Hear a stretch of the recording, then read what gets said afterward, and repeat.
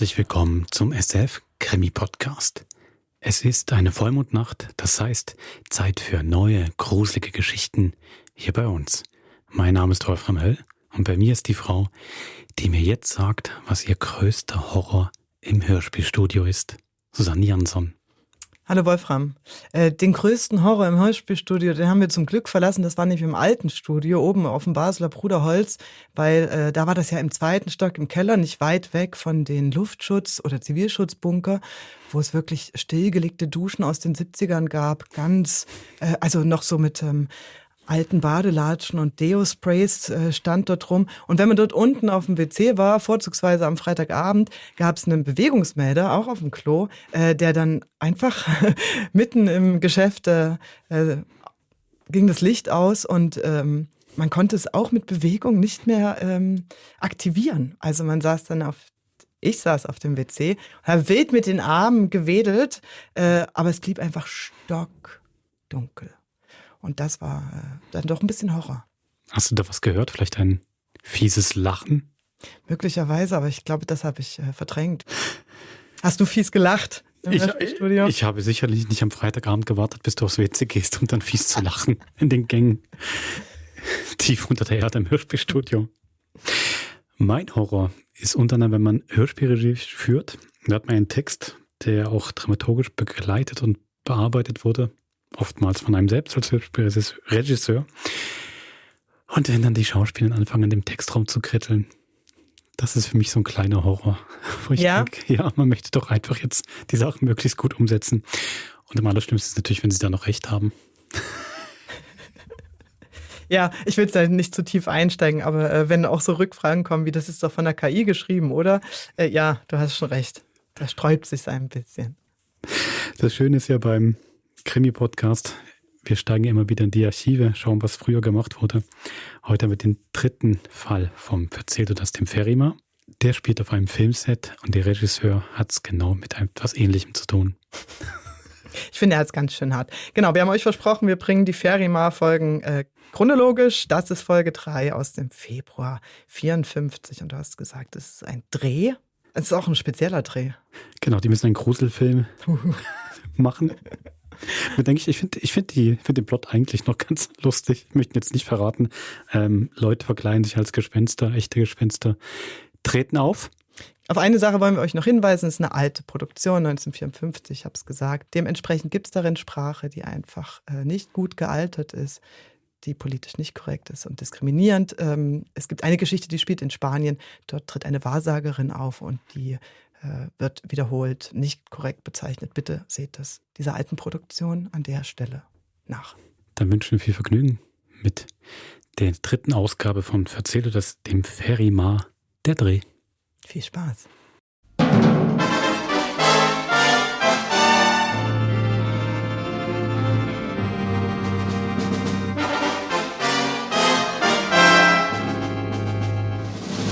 Studio Basel präsentiert Verzähl du das im Ferima.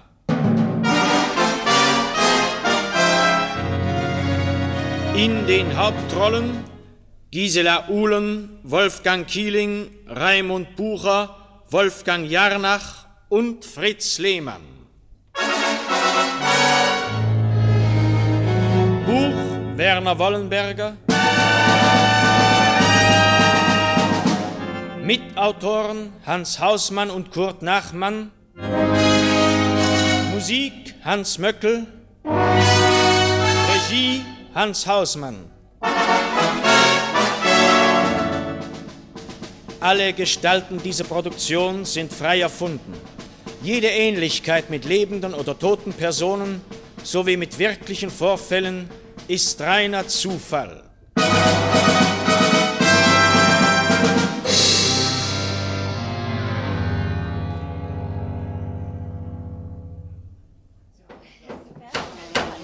Gisela, sei doch nicht so wahnsinnig.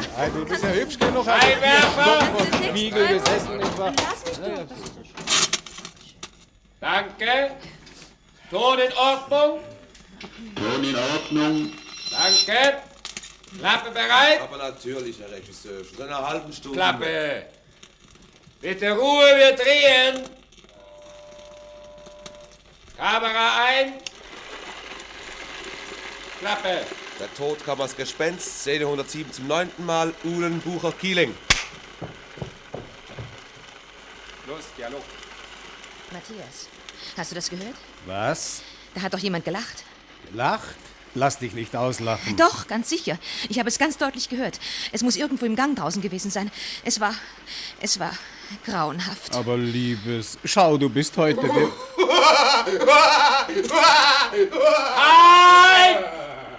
Nein, nein, nein! Herr Kieling, also wie oft muss ich Ihnen noch sagen, Sie sollen unheimlich lachen. Also das ist doch überhaupt nichts. Das ist gewirrt, das ist laut gelächelt. Ich weiß nicht, ich finde es unheimlich. Oh, und ich finde es unheimlich, dass Sie das unheimlich finden.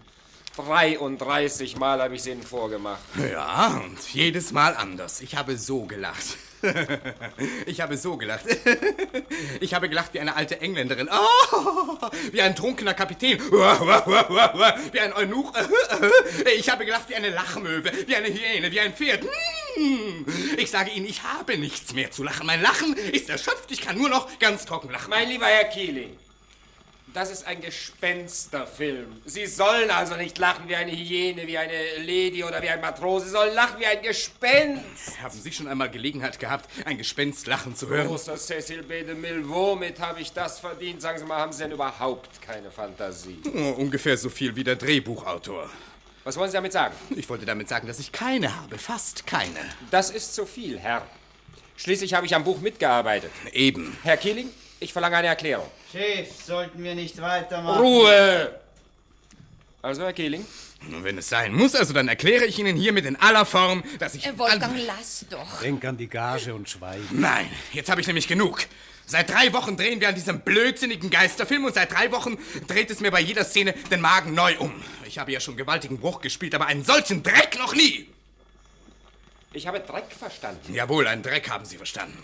Das dürfte genügen. Mir nicht. Ich will jetzt endlich einmal sagen, was ich von Ihrem blödsinnigen Tod, der als Gespenst kommt, halte. So viel. Haben Sie eine Lupe? Ja, dann können Sie es eventuell sehen. Entschuldigen Sie, er ist heute etwas nervös. Den ganzen Tag Probe und jetzt auch noch Nachtaufnahmen. Das ist Was einfach heißt denn hier nervös? Ich bin überhaupt nicht nervös. Ich bin nur aufrichtig. Ich sage nur, was alle hier in diesem Filmstudio denken. Gib's doch zu, Gisela, dass wir uns Ja, also wenn ich ehrlich... Und du, Raimund, sag's doch. Ja, also, nicht wahr? Ich meine, wenn man die Geschichte näher betrachtet, dann ist sie natürlich reichlich schwach. Was heißt reichlich schwach? Überhaupt nichts ist sie. Wer will denn so etwas heutzutage noch wissen? Ein altes Schloss mit einem jungen Grafentöchterlein, das sich in einen anderen Schlossbesitzer verliebt und der Nebenbuhler verkleidet sich als Gespenst und geht durch die Gänge und will die beiden erschrecken und dann schießen sie auf ihn und dann kommt er wirklich als Gespenst. Das ist doch blödsinnig. Da lachen ja die 12-Jährigen. Das ist doch nur für etwas hervorragende Halbidioten etwas. Chef, sollten wir... Ruhe! Und was schlagen Sie vor? Also schauen Sie, wir haben unter uns schon ein paar Mal darüber gesprochen. Wir glauben, es müsste etwas Moderneres sein. Sie verstehen etwas, was möglich sein könnte. Etwas Unheimliches, das sich wirklich ereignen könnte. Nicht so dummes Zeug mit Geistern in weißen Leintüchern und mit glühenden Spinnenfingern. Ach, Sie meinen vielleicht eine Gespenstergeschichte aus unserer Zeit? Nein, eben keine Gespenstergeschichte. Nichts mit einem Geist oder so etwas Ähnlichem, sondern eine von diesen Geschichten, die jeder von uns einmal erlebt hat und von der er nachher nicht weiß, ob sie eine Täuschung war oder ein Zufall oder eben doch etwas, was aus Bezirken kam, die wir nicht oder noch nicht kennen. So etwas. Und ist jemandem von den Herrschaften eventuell sowas bekannt? Und ob? Ach, seht einmal an, der Hofschauspieler als Geisterseher. Witzeln Sie nur. Wenn ich Ihnen erzählen würde, was mir passiert ist, dann möchten Sie es vielleicht doch lieber sein Auch lassen. erzählen Sie ruhig. Nach dem, was ich während dieses Films erlebt habe, graust mir vor gar nichts mehr. Erzähl doch, Wolfgang. Ja, ich weiß nicht, es ist immerhin... Doch, erzähl, Wolfgang. Vielleicht sieht er dann ein, wie man solche Dinge behandeln sollte. Ich bin gespannt. Man lernt immer gern zu. Also gut, dann fange ich an. Augenblick. Hallo! Scheinwerfer aus! 10 Minuten Pause! Chef, sollten wir... Ruhe! Verrutscht lieber die Kamera nicht, sonst können wir nachher wieder stundenlang die Einstellung suchen. Okay. Also, Wolfgang, fang schon an, ja? Gut. Und das war in Deutschland nach diesem letzten Krieg. Das Land war ein einziges großes Durcheinander. Die Bahnhöfe waren zerstört, die Häuser lagen in Trümmern, die Theater waren ausgebrannt. Nur Sie wissen ja alle, wie das war. Wir hausten zu dritt in einem verlassenen Dorf in den Bayerischen Alpen. Ein Kollege von mir hatte dort so etwas wie ein Ferienhaus aus besseren Tagen. Dort saßen wir, sprachen von Stücken, Rollen und Inszenierungen, führten wilde Diskussionen über die Frage, ob der Hamlet von einem Mann oder von einer Frau gespielt werden solle und langweilten uns im Grunde entsetzlich. Bis zu jener Nacht.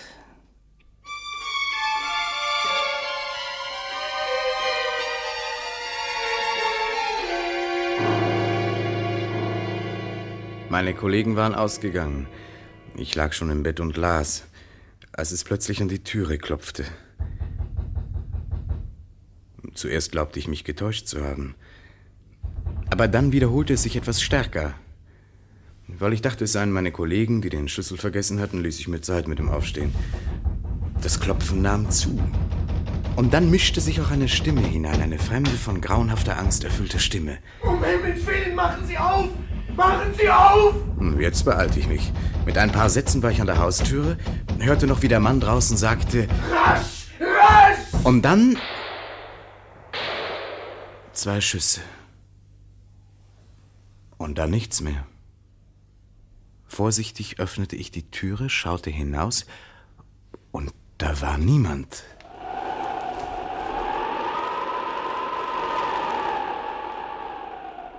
Mir war nicht wohl, aber trotzdem begann ich den Garten nach Spuren abzusuchen. Ich fand zertretenes Gras, Schritte in einem Beet und dann einen Hut. Ich hob ihn auf, zündete ein Streichholz an, um ihn besser sehen zu können, und erschrak tödlich, als jemand neben mir flüsterte: Haben Sie ihn gesehen? Wen? Den anderen. Wer sind Sie eigentlich? Ich bin. Haben Sie sicher niemand außer mir gesehen? Nein. Haben Sie so geklopft? Ja. Es tut mir leid, wenn ich Sie gestört habe. Aber er war ganz dicht hinter mir. Wer? Der andere. Er hat mir ja gesagt, dass er mich erwischen wird. Diesmal hätte er mich fast gehabt. Was will er denn von Ihnen? Was er von mir will? Sie haben es ja gehört, was er von mir will. Darf ich ins Haus kommen? Vielleicht steht er jetzt irgendwo neben uns und zielt schon wieder. Gut, dann kommen Sie eben mit. Sie sehen nicht so aus, als ob ich Sie hier herumstehen lassen könnte. Kommen Sie. Ich bin Ihnen sehr dankbar, auch wenn es nur eine Weile hilft.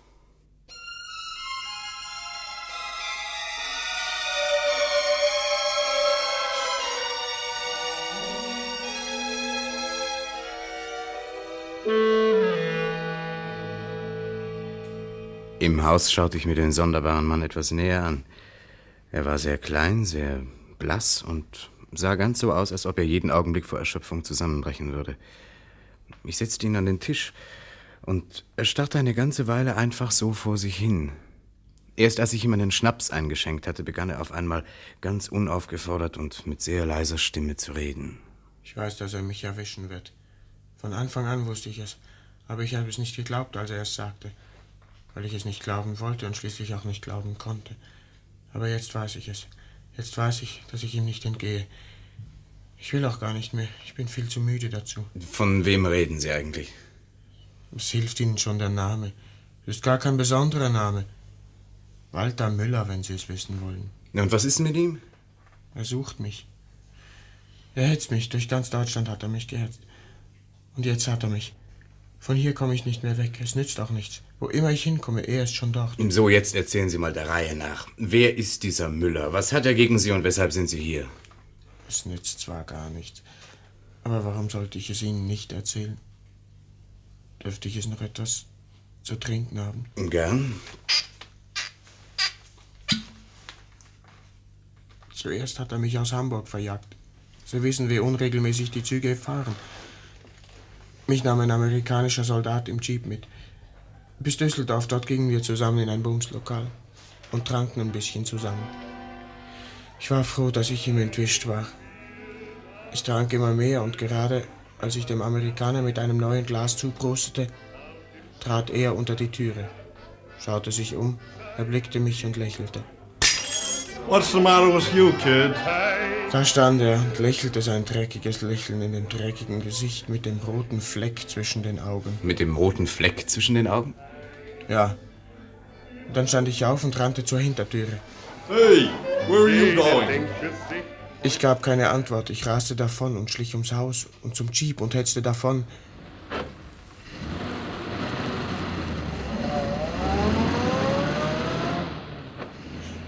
Gegen Morgen war ich in Frankfurt und hielt vor einem kleinen Hotel. Den gestohlenen Jeep ließ ich ein paar Straßen weiter stehen.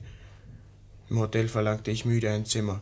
Wir haben noch ein Bett frei in einem Doppelzimmer. Von mir aus.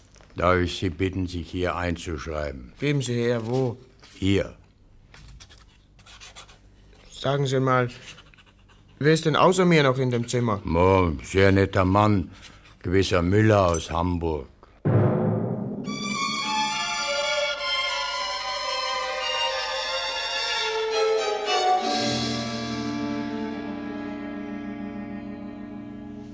Ich ging trotzdem hinauf.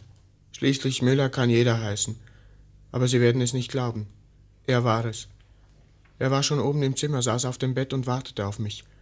Ich drehte mich um und rannte direkt auf den Bahnhof und erwischte gerade noch den Nachtzug nach München. Er war überfüllt und ich fand nur noch einen Stehplatz. Aber ich war so müde, dass ich im Stehen einschlief. So nach einer Stunde wachte ich auf. Ich hatte das Gefühl, es beobachte mich jemand. Ich blinzelte schläfrig in den Gang. Das helle Licht des Tages tat mir weh. Und dann war ich doch mit einem Schlag hellwach. Denn am anderen Ende des Ganges stand lächelnd er.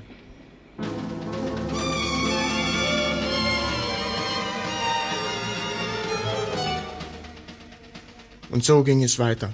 In München stand er pfeifend vor der Bahnsperre. In Hanau, wohin ich anschließend fuhr, war er auch schon. In Nürnberg trat er von hinten auf mich zu und bat um Feuer. In Stuttgart saß er schon in einem Taxi, in das ich steigen wollte. Überall war er schon vorher. Überall tauchte er auf, lächelnd, die eine Hand in der Tasche, den roten Fleck zwischen den Brauen. Lächelnd, pfeifend, unheimlich, unerbittlich. Überall hin hat er mich gehetzt. Jetzt kann ich nicht mehr weiter. Hier oben hören die Wege auf. Hier oben erwischt er mich. Sie haben es ja vorhin selber gehört. Er hat geschossen. Er hat mich nur verfehlt, weil er mich verfehlen wollte. Weil er mich noch eine Weile quälen will, bis er... Was hat er denn eigentlich gegen Sie? Was er gegen mich hat? Nun, ich habe ihn...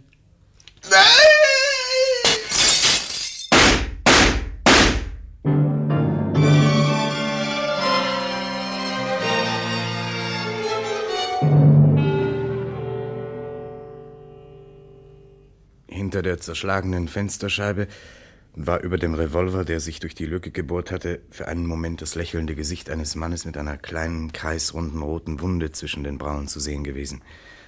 Der Mann am Tisch war lautlos in sich zusammengesunken und das Schnapsglas zersplitterte auf dem Boden. Einen Augenblick lang stand ich regungslos. Dann sprang ich mit einem Satz zum Fenster und riss es auf. Draußen war niemand und auch nicht die kleinste Andeutung von Spuren war vorhanden. Nirgends, so sehr ich auch suchte. Gerade als ich zum Telefon gehen wollte, um die Polizei zu verständigen, klopfte es an die Türe. Als ich öffnete, stand draußen in der Dunkelheit ein Mann mit einem Revolver. Ich habe mich beeilt. Was ist denn los bei Ihnen? Ach, Sie, Herr Wachtmeister. Woher wissen Sie denn, dass bei mir etwas los ist? Man hat uns angerufen. Vor ungefähr einer halben Stunde. Wer? Doch irgendeiner von Ihren Kollegen.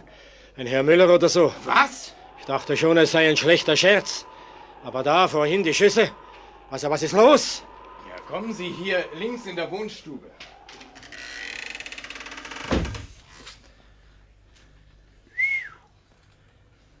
Der ist ja nun wohl typisch tot. Ja. Wer ist es denn? Keine Ahnung. Er kam ganz plötzlich, saß eine Weile da und wurde dann durch das Fenster erschossen. Wir wollen einmal sehen, um wen es sich handelt. Haben Sie ein Taschentuch da? Ja, natürlich. Dann legen Sie die Sachen, die ich ihm jetzt abnehme, darauf. Rühren Sie aber nicht an. Ja. Geld, 30 D-Mark, $10, Kleingeld, Fahrschein Nürnberg-München unbenutzt. Und hier ein Zeitungsausschnitt mit einer Fotografie. Darf ich sehen? Bitte. Ja, aber das ist ja der Tote selber. Offensichtlich. Aber lesen Sie doch einmal, was darunter steht.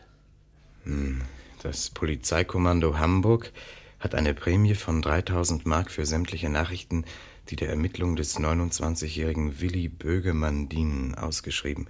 Bögemann ist flüchtig, seit er vor 3 Wochen im Laufe einer heftigen Auseinandersetzung in einer Hamburger Bar den 33-jährigen Walter Müller erschossen hat.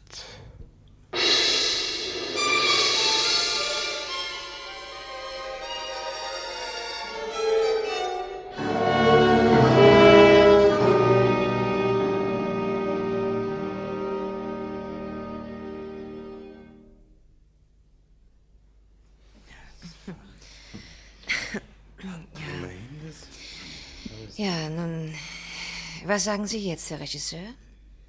Wollen Sie das wirklich wissen? Bitte. Also dann hören Sie gut zu. Ich sage Quatsch. Wie bitte? Quatsch. Ich höre immer Quatsch. Sie hören richtig. Aber wenn es Ihnen lieber ist, dann kann ich ja auch deutlicher werden. Werden Sie.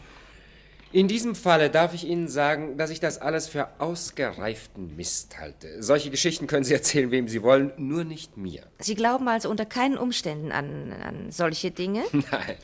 Angenommen, es käme jetzt in dieses Studio ein regelrechtes Gespenst. Was würden Sie tun? Ich würde es bitten, sich zu unterlassen. Und wenn es trotzdem da bliebe? Würde ich ihm erklären, aus welchem Grunde es nicht existieren kann. Ich würde ihm sagen, dass Geister, Gespenster, Erscheinungen und ähnliches Zeug a. ein Ding der Unmöglichkeit und b. in einem Filmatelier besonders fehl am Platze sind. Außer natürlich, wenn man einen Gespensterfilm dreht. Für das Publikum ist ja nichts blöd genug. Erfreuliche Mentalität. Chef, darf ich Sie daran erinnern, dass hier gearbeitet werden soll, auch wenn es nur abwechslungshalber wäre. Meine Kamera braucht Futter. Sie haben recht, Boris. Los, Scheinwerfer ein, Ton, Kamera. Sie leugnen also konsequent die Möglichkeit von Ereignissen, die wir weder verstehen noch... Frau Ulm, geben Sie sich bitte keine Mühe. Wenn Sie den Anschluss an das 20. Jahrhundert verpasst haben, ich habe ihn erwischt, ja? Na komm, lass doch, Gisela. Bei dem ist jedes weitere Wort für die Katze. Mein Gott, was ist denn mit Ihnen los, Boris? Haben Sie gesagt Katze? Ja, und? Schrecklich. Was ist an einer Katze Schreckliches? Nichts. Ich weiß es. Sind sehr liebe Tierchen, goldige Tierchen. Reizende Viecher. Nur, dass Herr Kieling in dem Moment davon anfangen musste. Er hat ja gar nicht davon angefangen. Er hat doch nur gesagt, dass es für die Katze ist, wenn man mir Gespenstergeschichten erzählt. Aber nicht, wenn ich Ihnen die von der Katze erzähle. Von welcher Katze? Von der Weißkatze. Von einer schneeweißen, mit gelben Augen. Das müssen Sie uns noch rasch erzählen. Ich weiß nicht. Eigentlich wollten wir ja... Was meinen Sie, Chef? Na ja, so legen Sie halt los. Nachdem wir schon mal mit dem Blödsinn angefangen haben. Scheinwerfer aus! Können Sie nicht wenigstens einen Scheinwerfer anlassen? Ich fürchte mich sonst. Darf ich vielleicht meinen Arm um Sie legen? Nein, so schlimm ist es auch wieder nicht. Aber wenn Gisela vielleicht so nett sein möchte. Wenn es dir hilft. Also los. Gut. Oder besser gesagt, ungut. Ich erinnere mich noch ganz genau. Es war so.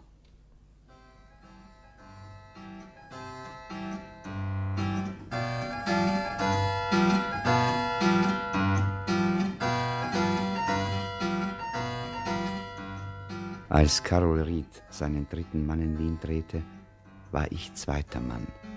2. Kameramann nämlich. Es war eine schöne Zeit. Besonders schön war sie, weil ich Hilde kennenlernte. Besser gesagt Hilde und Michael. Hilde war Script-Girl für die deutschen Sequenzen des Filmes und Michael war ihr Freund, ein stiller, etwas sonderbarer junger Mann, der eben erst aus der Gefangenschaft zurückgekehrt war und ein bisschen ziellos in den Tag hineinlebte. Hilde behauptete, er male, aber sicherlich hat auch sie nie ein Bild von ihm zu sehen bekommen. Nun, das ist auch nicht so wichtig. Wir 3 wurden gute Freunde und saßen oft abends nach den Dreharbeiten noch ein bisschen zusammen. Einen dieser Abende werde ich nie mehr vergessen, denn an ihm begann die ganze grauenvolle Geschichte. Es war in irgendeinem dieser kleinen Weinlokale. Wir tranken billigen Wein und ein paar Musiker quälten sich mit ihren Instrumenten herum.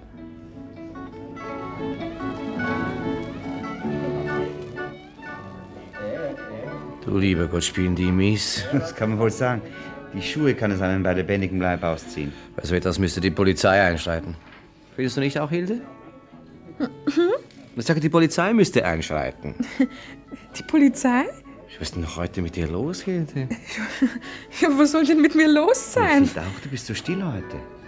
Hm, hast Ärger gehabt? Aber nein. Komm, Nein. Sei nicht dumm. Erzähl uns, was dich plagt. Aber es ist ja nix. Es ist wirklich zu blöd. Ihr werdet mich auslachen. Na, wart's doch ab. Erzähl zuerst. Tja, also... Ich habe nämlich geträumt. Das soll vorkommen. Nein, es war ein ganz wunderbarer Traum. Den ganzen Tag läuft er mir nach. Dann erzähl ihn und du bist ihn los. Gut. Also ich habe geträumt, ich gehe durch eine Straße in Wien. Irgend so eine Straße mit Katzenkopfpflaster. Das ist wichtig, denn ich habe mir das Pflaster angeschaut und habe dabei gedacht, komisch, dass das Katzenkopf heißt. Und wie ich das Pflaster anschaue, höre ich auf einmal, dass es schreit. Wie eine Katze. Nicht wahr? Das Pflaster hat geschrien.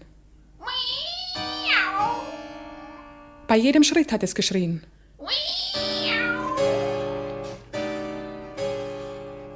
Ich getraute mich nicht mehr weiterzugehen. Ich hatte Angst. Ich stand ganz still und steif vor Angst. Und ringsum schrie das Pflaster. Mit der Zeit brachte mich das zur Raserei. Ich versuchte mich zurückzuhalten, aber schließlich konnte ich nicht mehr und stampfte mit dem Fuß hart gegen den kreischenden Boden.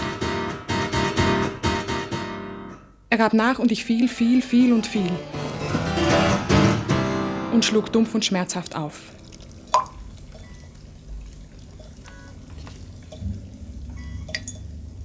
Es war feucht und kalt. Tropfen fielen beständig in mein Gesicht.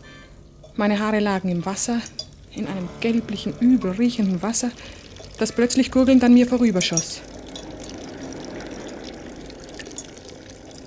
Lange lag ich so, unfähig mich zu rühren oder die Augen aufzuschlagen. Als ich sie dann doch aufmachte, war es stockdunkel. Mit der Zeit wurde es ein wenig heller. Ich sah starke Mauern vor mir, eine gewölbte Decke, von der die Tropfen kamen und plötzlich, genau zwischen meinen Füßen, eine magere weiße Katze. Sie war dürr wie ein Stück Holz und ihre orangenroten Augen hatte sie auf mich geheftet. Lange schauten wir uns an. Ich war starr vor Ekel und Angst. Dann miaute sie leise und drehte sich um und zeigte mir ihren Rücken, der sonderbar verkrümmt war und nicht weiß, sondern rot vom Blut. Da erinnerte ich mich, dass ich auf der Straße nach ihr getreten und sie getötet hatte. Ich versuchte, den Kopf zu wenden, aber es ging nicht. Nicht einmal die Augen konnte ich schließen. Dann kehrte sie sich wieder um und ein böses Lächeln war auf ihrem Gesicht.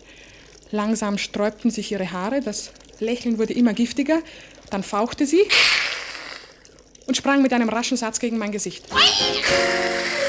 Ich spürte das ekelhafte, weiche Fell und das gab mir die Kraft, mich zur Seite zu werfen. Und dann fühlte ich, wie das Wasser über mich rauschte und mich mitriss, mich gurgelnd in einem Strudel begrub. Ich schrie, aber es war nur noch ein Gurgeln. Dann war ich still, dann ein dröhnendes, triumphierendes Miauen.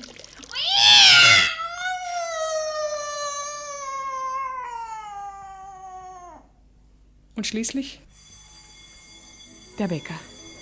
Es war entsetzlich. Entsetzlich nennst du das? Ich finde das nur blödsinnig. Sei doch nicht so hart mit dem Mädchen, Michael. Das gibt's doch, dass man so Zeug zusammenträumt. Und besonders, wenn man den ganzen Tag im Studio von solchen Sachen hört. Blödsinnig, das ist. Nur Blödsinn. Ja, vielleicht. Aber schlimm war es trotzdem. Gehen wir? Ja, Zeit wär's. Ich muss früher raus. Der Alte hat irgendeinen Spezialauftrag für mich. Ober, Zahlen! Nein, komm, lass mich das machen. Hallo?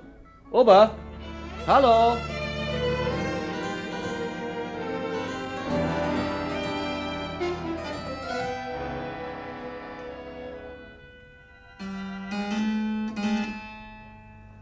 Ja, und am anderen Morgen bekam ich dann wirklich meinen Spezialauftrag. Der Aufnahmeleiter ließ mich in einer Drehpause rufen und sagte: Boris, haben Sie etwas vor für heute Abend? Sagen Sie ja oder nein, ist mir ganz wurscht. Sie ziehen sich auf jeden Fall ein bisschen warm an, nehmen Ihren ältesten Regenmantel, kann auch ein Lodenmantel sein, setzen sich einen Hut auf den Kopf und gehen ein bisschen in die Unterwelt. Wie bitte? Unterbrechen Sie mich nicht. Wenn Sie Zeit zum Verlieren haben, dann bitte nicht bei mir. Ich bin ein beschäftigter Mann. Sie gehen also in die Unterwelt, das heißt, Sie nehmen sich irgendeinen Herrn vom Kloakenamt oder wie das Ding heißt unter den Arm und rekognoszizieren oder wie das heißt ein bisschen Wien von unten. Schauen Sie sich gut um, finden Sie einen möglichst düsteren Abwasserkanal. Wir brauchen ihn nächste Woche für die Schlussverfolgung. Schauen Sie, dass Sie einen möglichst geräumigen finden, wo man bequem Scheinwerfer aufstellen kann und noch Platz hat für die Kamera. Guten Tag, viel Vergnügen, respektive Mahlzeit.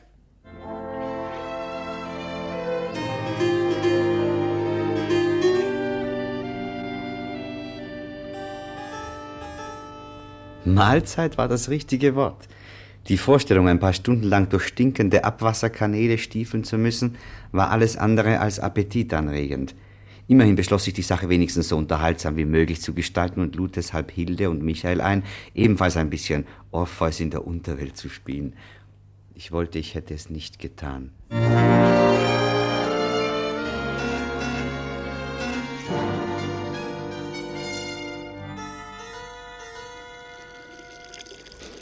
Also, meine Herrschaften, jetzt geht's links und dann geht's ein bisschen rechts und dann immer schön der Nase nach und dann kommen Sie zu einer Schleuse. Und da passen Sie am besten auf, dass Sie nicht ins Dreckwasser fallen, sonst kommen Sie im Morgenblatt. Ich bleib da, ich kenne den Zauber ja, 23 Jahre mache ich die Runde und ich kann Ihnen verraten, ich habe mich noch nicht dran gewöhnen können. Alsdann, bis nachher. Haben Sie die Hüte auf? Jawohl. Die Michael seinen hat mir der Orson Welles geschenkt. Am ersten Tag hat er sich einen Tiroler Hut gekauft und ihn dann nie mehr getragen, nachdem er sich damit im Spiegel gesehen hat. Besonders fest sehe ich ja auch nicht aus damit. Komm, gehen wir, ja? Jawohl, los. Komm dicht hinter mir. Ja. Hast du die zweite Taschenlampe, Michael? Ja, hab ich. Oh, riechen tut's hier nicht fein. Das kann man kaum sagen. Das war die Mauer. Ja, hab ich gemerkt. Oh, schön unheimlich ist das. Ja, aber kein Platz für die Scheinwerfer. Warte, da wird, glaube ich, ein bisschen breiter. Au! Au! Au! Au! Habt ihr die Akustik gehört? Ruf etwas, Hilde. Ja, was denn? Irgendetwas. Ruf Michael.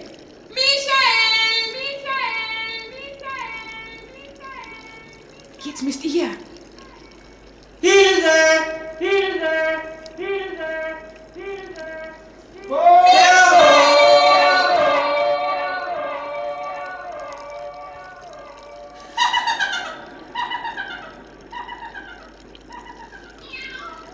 Habt ihr das gehört? Was? Da hat doch jemand geschrien. Psst, einen Moment, seid still. Bildung, wer soll denn da unten schreien? Eine Katze. Wie soll denn eine Katze? Tatsächlich? Könnt ihr sie sehen? Leucht doch auch einmal, Michael. Dort ist sie. Komm. Ja, was ist denn los? Das ist sie. Ganz genau. Was? Die Katze. Die weiße Katze, von der ich geträumt habe. Blödsinn. Doch, das ist sie. Das ist sie, ganz genau. Orangenrote Augen, weißes Fell, Tür wie ein Stück Holz. Alles andere stimmt auch. Die gewölbte Decke, das schmutzige Wasser, die Tropfen. Michael, ich habe Angst. Aber geh, weiße Katzen gibt es in Wien zu Tausenden. Warum nicht auch da unten? Quatsch. Sie ist es doch. Ganz sicher ist sie es. Gut. Augenblick mal. Komm. Ja, komm schön. Ja. Komm schön, kleiner Satan. So. Und jetzt? Nicht, Michael, nicht!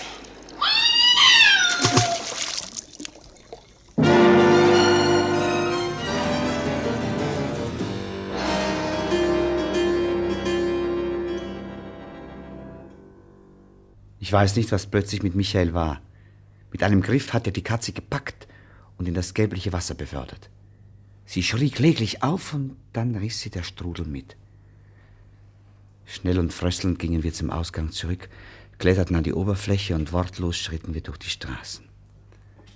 Zuerst brachten wir Hilde nach Hause und dann begleitete ich noch Michael. Lange ging er schweigsam neben mir her. Als er endlich sprach, klang seine Stimme belegt. Ich hätte das nicht tun sollen. Nein. Ich bin nicht abergläubisch, aber so etwas bringt Unglück. Also so schlimm ist es auch wieder nicht. Du hast dich halt einen Augenblick vergessen. Ja. So, da wären wir. Vielen Dank für die Begleitung. Kommst du noch was trinken? Nein, danke. Weißt, ich muss heim. Schlaf gut, Michael. Du auch. Gute Nacht. Gute Nacht. Du, und vergiss diese dumme Geschichte, ja? Ja, ich will es versuchen.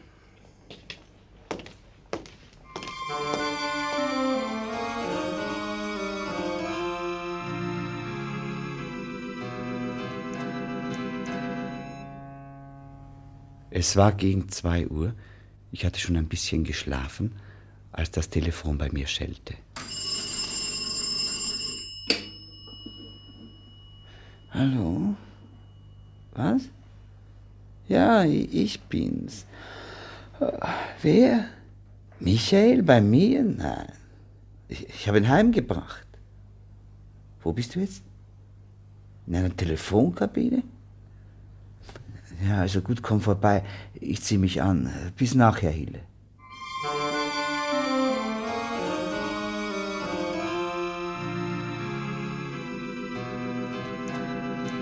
Ich konnte einfach nicht schlafen. Immer habe ich die Katze vor mir gesehen und gehört, wie sie geschrien hat, als er sie ins Wasser warf. Da habe ich mir ein Taxi genommen und bin zu ihm. Und da war er nicht zu Hause.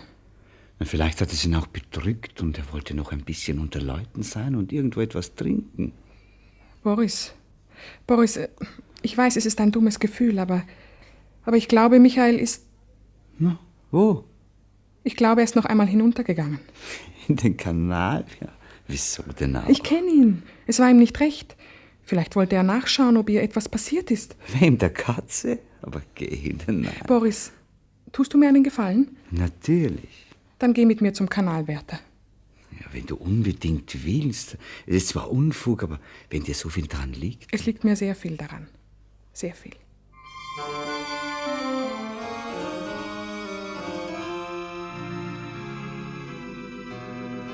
Na, weil er gar so insistiert hat, habe ich mir halt gedacht, na, lass ich ihn noch mal runter. Ich hätte zwar Feierabend gehabt, aber er hat gesagt, er muss unbedingt noch mal runter, er hat was verloren. Und 20 Schilling hat er mir auch gegeben. Bei die Zeiten kann unsereins sowas nicht abschlagen. Und wann ist er zurückgekommen? Nur glauben Sie vielleicht, ich würde noch dastehen, wenn er schon zurück wäre? Bisschen lang ist er ja schon unten, aber für 20 Schilling kann man nicht.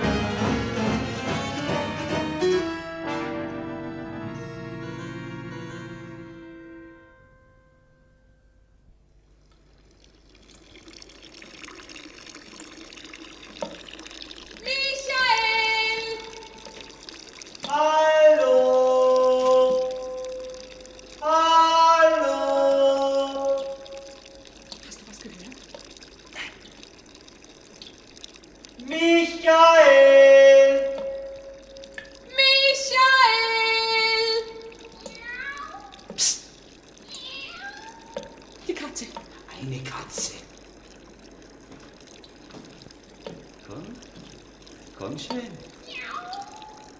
Komm. Mit was spielt denn das Vieh? Boris, das ist Michaels Hut.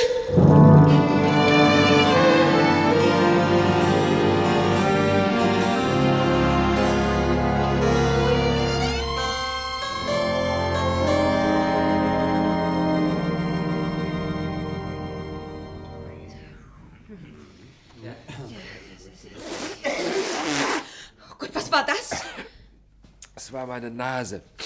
Manchmal putze ich sie. Haben Sie mich erschreckt. Wieso? Na, nun hören Sie mal nach einer solchen Geschichte. Ach nein, hat die euch so beeindruckt? Sie etwa nicht? Doch, maßlos. Sie sollten nicht lachen, Chef. Ich lache sogar bei Ihren lustigen Filmen nie. Sie wären doch der Einzige. So, das dürfte genügen, meine Damen und Herren. Wir haben jetzt genug Blödsinn gehört. Wir wenden uns nun wieder einer gespenstischeren Seite des Lebens zu, nämlich der Arbeit. Scheinwerfer, Ton, Kamera, Mime bereit für die Szene. Na, was ist denn? Kommt das Licht bald? Moment! Was heißt hier Moment? Moment heißt Augenblick. Sie sollten sich mal ein Konversationslexikon schenken lassen, Herr Regisseur. Also jetzt reicht's mir aber. Also jetzt... Was ist denn nur los? Kurzschluss, habe ich gesagt. Womit habe ich mir das verdient? Wenn Sie das nur bei allem fragen würden, was Sie verdienen. Was machen wir jetzt? 3-mal dürfen Sie raten. Pause. Mir soll's recht sein, beim Film lebt man von Pausen. Ja, und was machen wir in der Pause? Ja, von mir aus erzählen Sie noch eine Gespenstergeschichte. Ja, ich weiß keine mehr. Solche Sachen passieren einem schließlich nicht jeden Tag.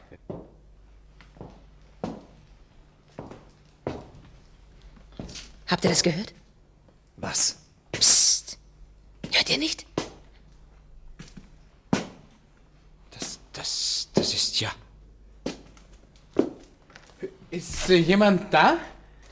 Ich wollte dir nur sagen, das Licht ist wieder in Ordnung. Na, Gott sei Dank, dass es wieder hell ist.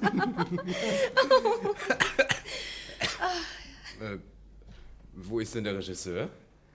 Ja, eben war er doch noch da. Hallo, Chef, hallo. Hallo, wo stecken Sie denn? Was suchen Sie denn hinter der Kulisse? Ich habe nur gedacht, dass ich... Schaut euch dieses Bild des Jammers an. Der tapfere Gespensterleugner. Der Mann ohne Nerven bekommt einen Nervenzusammenbruch, weil er Schritte hört.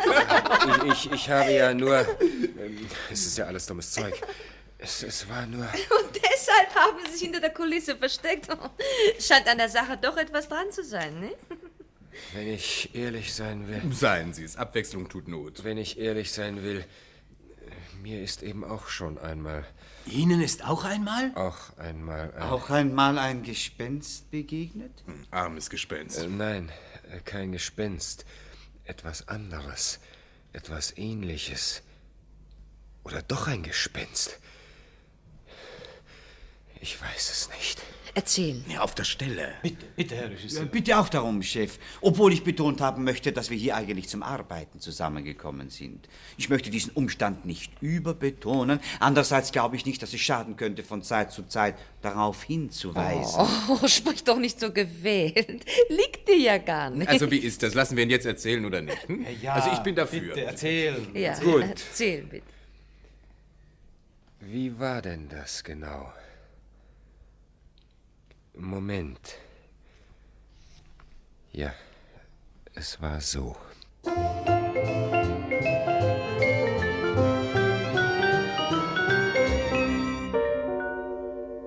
Heute ist es natürlich alles ganz anders. Aber damals, so um 1930 herum, war Berlin tatsächlich ein fideles Dorf mit vielen verrückten Hühnern. Und zu den allerverrücktesten gehörten wir, das heißt ein paar Schauspieler, Regisseure und Maler. Wir waren genau 13 Nasen und hatten einen Club. Wir nannten uns die Finstern 13, Gesellschaft zur Verbreitung von Schrecken und Unfug jeglicher Art. Jeden Freitagabend trafen wir uns im Hinterzimmer einer kleinen Kneipe. Wir hockten also wieder einmal um unsere Bowle und überlegten angestrengt, ob wir das Skelett, das sich Alfons der Maler zu Studienzwecken angeschafft hatte, lieber während der Nacht in eine Verkehrskanzel am Alexanderplatz stellen oder während einer Vorstellung von Cosi fan tutte vom Schnürboden herunterlassen sollten. Sieht man nur nach mir hin, schon verwirrt sich der Sinn. Männer! Da stürzte plötzlich Gustav in die Bude. Gustav war Wiener, aber sonst ein ganz netter und vernünftiger Kerl. Das müsst ihr euch anhören. Na, das ist überhaupt noch nicht die Möglichkeit. Also sowas war noch nicht da. Das hat die Erde noch nicht gehört. Also das gibt's einfach gar nicht. Ja, was ist denn los? Du bist ja komplett durchgedreht. Na, also hört euch das doch an. Ich habe doch seit 3 Tagen ein Telefon. Kapitalist. Also wollt ihr hören, was passiert ist oder nicht? So es denn wird sein müssen. Also, heute Morgen klingelt bei mir das Telefon und eine Stimme sagt... Bist du heute Abend frei, Liebling? Ein Schmarrn. Eine Stimme sagt, do I speak to Mr. Novotny, please? Das hast du verstanden? Natürlich nicht. Darum habe ich ja auch gesagt, was meinen der Herr? Und habe noch hinzugefügt, dass ich nur Deutsch spreche. Nur Wienerisch. Bitte um Beachtung der Nuancen. Ein Schmarrn. Der Mann spricht also in gebrochenem Tonfall weiter und sagt ungefähr Folgendes. Tue ich sprechen zu Mr. Novotny? Ich sag natürlich ja. Und er sagt, wenn ich bin recht informiert, Sie sind eine Member. Eine was? Eine Mitglied von die Verein für Verbreitung von Schrecken und Unfug jeder Art. Ich sage ja. Und darauf sagt er, haltet euch bitte am Stühlchen, sagt er, wollen Sie verdienen $1000? Bitte, wie war das? $1000. Ich höre immer $1000. Ja, wofür will er denn dir $1000 geben? Nicht mir, uns. Uns? Ja, uns. Uns, der Gesellschaft zur Verbreitung von Schrecken und Unfug jeglicher Art. Ja, und wofür, wenn ich fragen darf? Für die leichteste Sache von der Welt. Nur dafür, dass wir seine Frau erschrecken. Wie bitte? Also noch einmal ganz langsam. Dafür, dass wir erschrecken seine Frau. Ne? Blödsinn. Was Blödsinn? Nichts Blödsinn. Der Mann hat's gemeint, wie er es gesagt hat. Vorhin war ich bei ihm.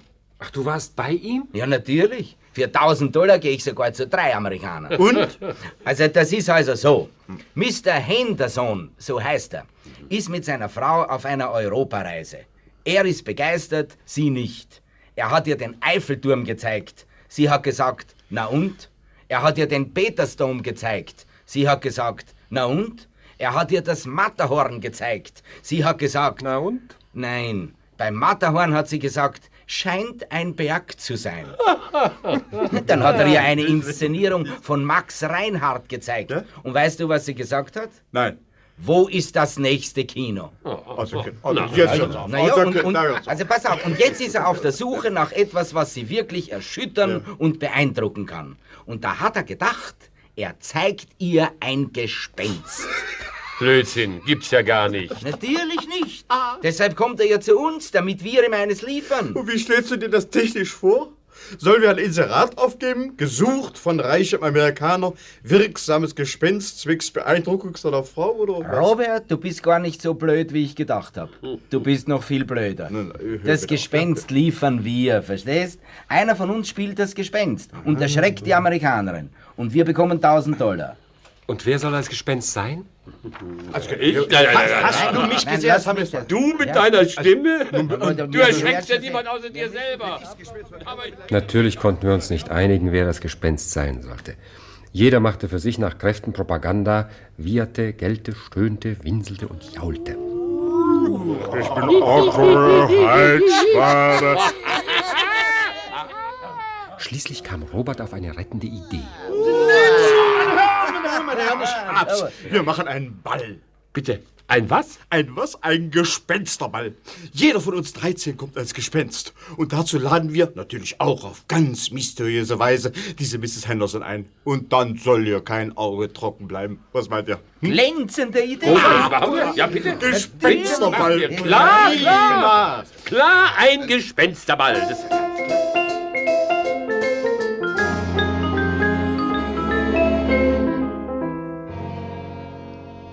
Es war schon eine tolle Sache.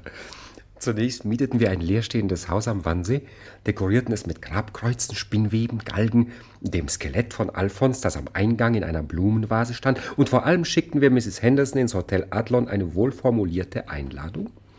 Hört euch das an und schimpft mich noch einmal Asphaltdichter.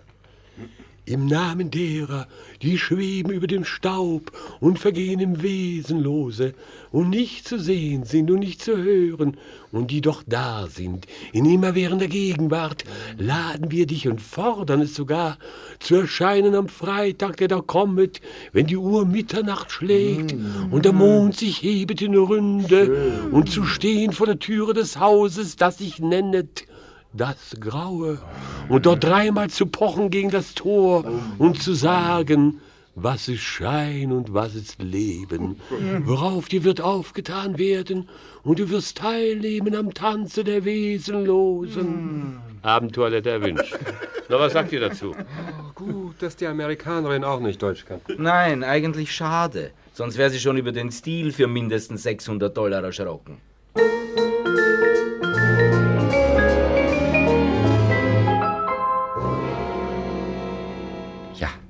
Und dann kam der Abend. Mr. Henderson hatte uns vorher noch telefonisch davon verständigt, dass seine Frau tatsächlich kommen werde. So saßen wir denn vor 12 alle in dem Hause und warteten. Die Lichter hatten wir ausgemacht, nur im Entree brannte eine Kerze. In jeder Ecke der vollständig leeren Halle steckte einer von uns, und zwar in der verrücktesten Verkleidung. Robert hatte sich blaugrün angemalt und spielte den Geist von Hamlets Vater. Karl war als Gespenst von Canterville erschienen, Gustav, Hans und Walter hatten sich als die Hexen aus Macbeth aufgemacht und sahen so aus, dass sie in der Dunkelheit vor sich selber Angst hatten. Ich selber hatte keine Zeit zur großen Verkleidung gehabt und mir einfach ein langes, wallendes Leintuch umgehängt. Wir hatten beschlossen, die Türe auf das Klopfen von Mrs. Henderson hin knarrend zu öffnen. Dann sollte in genau festgelegter Reihenfolge gestöhnt, gewinselt, gewiehert und gejault werden. Dann sollte mit einem Schlag das Grammophon einsetzen, das Licht angehen und wir uns alle um Mrs. Henderson scharen. Es war im Ganzen betrachtet ein sehr schöner Plan und wir warteten also, bis es soweit war. Au! Mensch, seid doch bloß ruhig. Du mal ruhig, wenn einer schwere Eisrüstung auf die Füße tritt. Wisch mal meinen Fuß, Oskar. Kann doch nicht. Kann ihn nicht heben. Der Panzer ist zu schwer. Trottel, man kommt ja auch nicht als Blaubart. Au!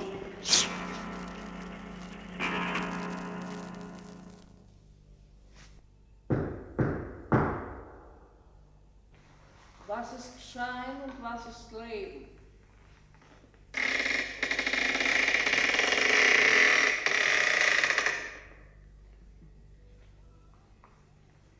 Hello?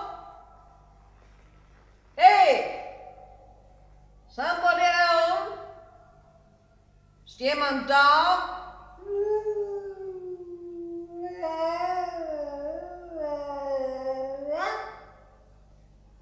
Hello? Who are you? Where are you? Wer sind Sie? Was ist los?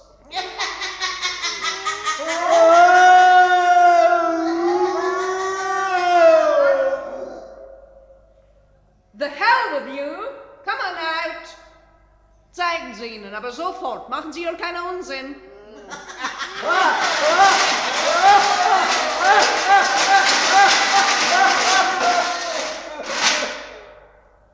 For the very last time, come on out!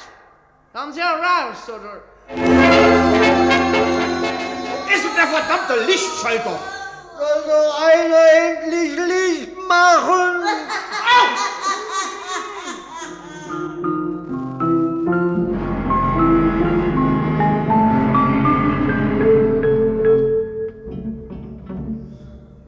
Nachdem Robert der Trottel das Licht endlich gefunden hatte, stürzten wir wie verabredet vor und umringten Mrs. Henderson mit den schrecklichsten Geräuschen. Nur Oskar war nicht dabei. Der war mit seiner Rüstung umgefallen und lag hilflos am Boden und sein Stöhnen klang jetzt wirklich sehr echt. Was wir uns indessen von unserem Auftritt erwartet hatten, traf keineswegs ein. Mrs. Henderson stand ruhig lächelnd da und auf einmal griff sie in ihre Handtasche. Okay, gentlemen, take your hands up. Hände hoch, meine Herren. Das können Sie mit Hamlets Vater nicht machen, gnädige Frau. Ich bin so das Gespenst von Canterville. Ich habe Generationen zu Tode geängstigt. Die McIntosh sind an mir ausgeschraubt. Auf mich darf man nicht schießen. Shut up! Machen Sie zu Ihrem Mund und fertig mit dem Nonsens. Mrs. Henderson, das hier ist kein Nonsens. Das hier ist eine Demonstration des Übersinnlichen, die sogar die kühlste Amerikanerin verwirren müsste. That was into the air. Das war geschossen in die Luft. Next time? Nächstes Mal, es wird nicht sein in die Luft. Got it? Aber so lassen sich doch erklären. Gnädige Frau, es handelt sich hier... Es ist doch nur... Es ein war doch kleiner, nur bloß... Ne? sozusagen Scherz, nicht wahr? Der gnädigen Frau passieren durchaus nichts. Die gnädige Frau können versichert sein. Okay, gentlemen. Now let's talk seriously. Wir wollen reden, ernst.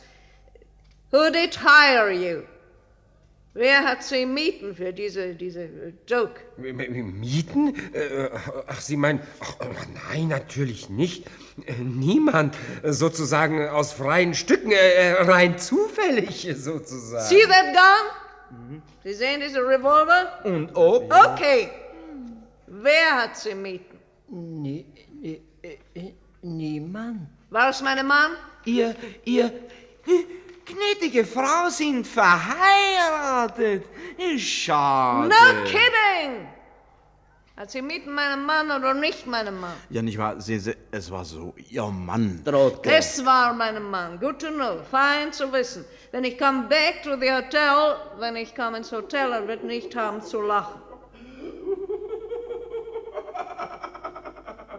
Oh, die Reserve. Come on, darling. Natürlich dachten wir alle zunächst das Gleiche wie Mrs. Henderson, nämlich, dass einer von uns zu spät daran sei und die Situation noch nicht erfasst habe. Dann merkten wir aber, dass es doch jemand anders sein müsse, denn wir waren komplett. Einen Augenblick dachten wir, dass Mr. Henderson auch seinen Teil zur Bekehrung seiner Frau habe beitragen wollen, aber das Lachen wurde immer stärker und grausiger, und dem wandelnden Leintuch, das jetzt auf der Treppe auftauchte, schien Mrs. Hendersons Revolver im Gegensatz zu uns nicht den geringsten Eindruck zu machen. Stop it! Halten Sie oder ich schieße!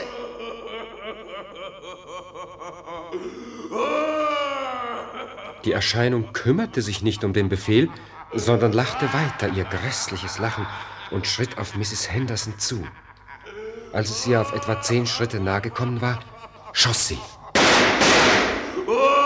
Sie schoss und sie traf, aber das Wesen hörte nicht auf zu lachen und auf sie zuzugehen. Gustav sprang auf sie zu und riss ihr den Arm hoch, und so traf der nächste Schuss die Lampe. Einen Augenblick war es ganz dunkel und ganz still, und dann...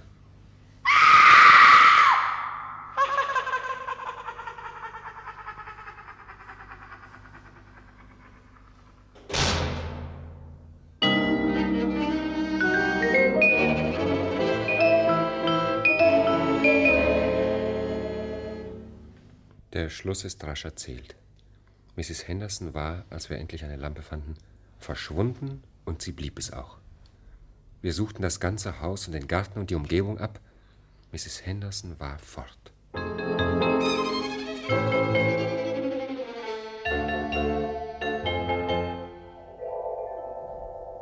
Es blieb uns nichts anderes übrig, als zu Mr. Henderson ins Hotel zu gehen und ihm das Ganze zu erzählen. Er hörte schweigend über einem Glas Whisky zu, und zum Schluss stand er auf und schüttelte ergriffen Gustavs Hand. Okay, gentlemen, that's what I call a really fine job. Sie haben nicht nur erschrecken, meine Frau, Sie haben sie auch verschwinden. In diesem Fall, Sie sollen haben, well, let's say, $2,000.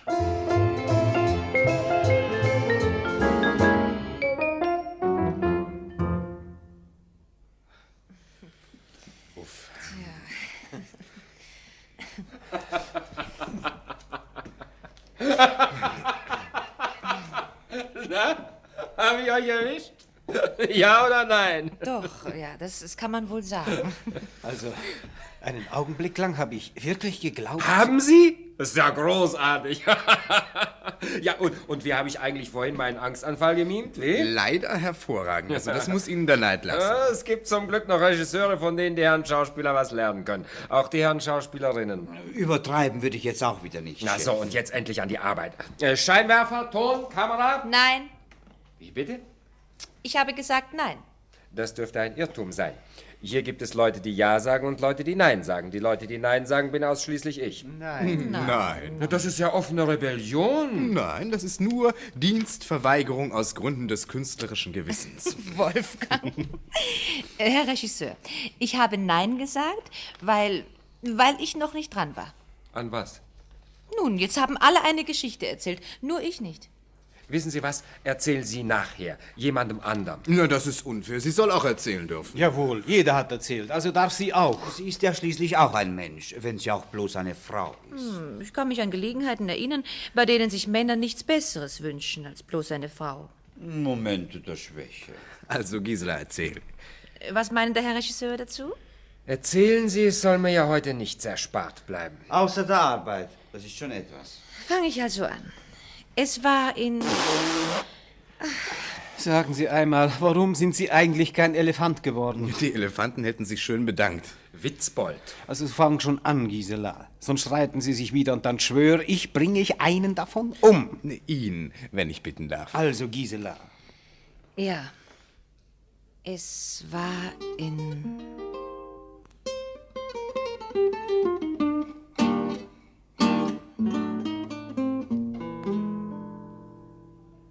Es war in Barcelona.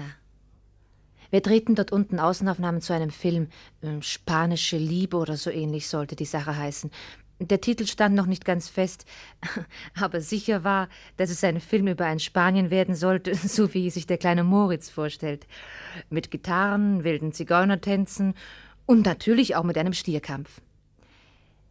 Für den Stierkampf engagierte unser Regisseur einen jungen Torero namens Pablo Mendoza.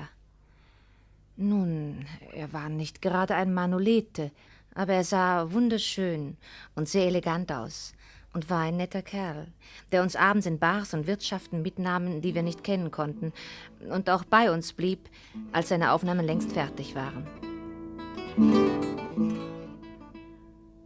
Eines Abends saßen wir mit ihm in einem billigen Lokal. Wir waren recht fröhlich und besonders Pablo hatte ziemlich viel getrunken. Ja, so ist das nur wieder nicht. Aber so still er für gewöhnlich war, an diesem Abend lachte und redete er eine ganze Menge. Und erzählte vor allem sehr viel von seinen früheren Kämpfen. Ich nehme die Kappa, halte sie ganz nachlässig mit der linken, der Zipfel schleift noch etwas im Sand, dann drehe ich mich um, zeige dem Stier den Rücken und gehe... Weil ein paar Statistinnen gar so gebannt zuhörten, geriet er bald ins Übertreiben. Denke mir, jetzt zeigst du's ihr. Knie hin. Es ist nicht möglich. Sie knieten hin. Knie also hin, zeige ihm die Kappa und im Augenblick, wo er den Kopf senkt und auf mich zurast. Wie gesagt, er übertrieb recht schamlos. Mit der Zeit wurde ihm allerdings das Sprechen schwer. Er verwickelte sich in seinen Sätzen.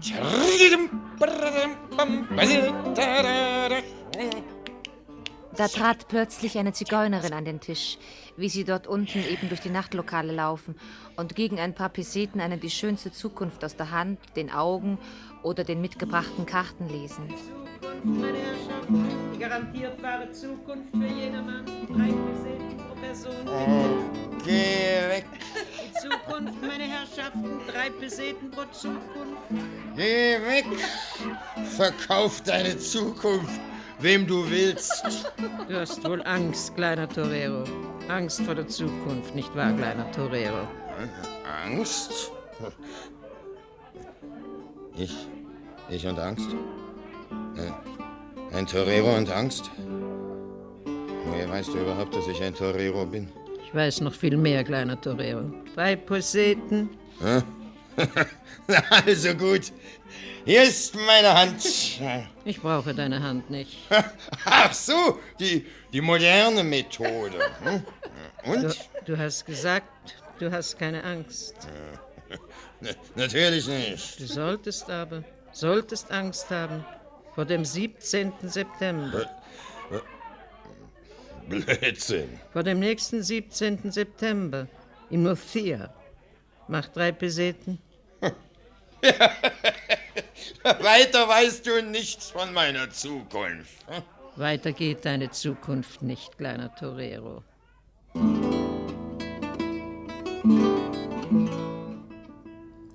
Einen Augenblick saßen wir alle verwirrt. Das war immerhin ein starkes Stück für eine Zigeunerin, die vom Lokal angestellt war, um den Gästen angenehme Lebensläufe vorauszusagen. Am schlimmsten traf es natürlich Pablo selber. Ich glaube, er war im Moment nüchtern. Er saß stumm da und war sehr bleich. Mit der Zeit verabschiedete sich einer nach dem anderen und schließlich blieben Pablo und ich allein am Tisch.